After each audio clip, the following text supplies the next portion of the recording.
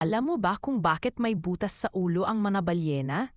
Ang butas na ito ay tinatawag na blowhole at ito ang gamit ng mga balyena sa paghinga. Hindi tulad ng mga isda na may hasang, ang mga balyena ay mammal. May baga, nagpapasuso ng anak at humihinga ng hangin. Kaya kailangang umahon sila sa ibabaw ng tubig upang huminga. Matatagpuan ang blowhole sa tuktok ng kanilang ulo para mas madali silang makahinga habang lumulutang.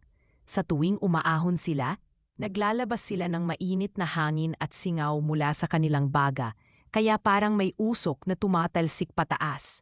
May mga balyena na may dalawang butas, depende sa uri.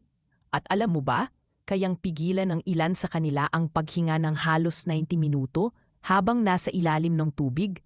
Ang blowhole ay hindi kapintasan. Ito'y isang likas na disenyo ng kalikasan na nagpapakita kung gaano kahusay ang mga nilalang sa pag-angkop sa kanilang kapaligiran.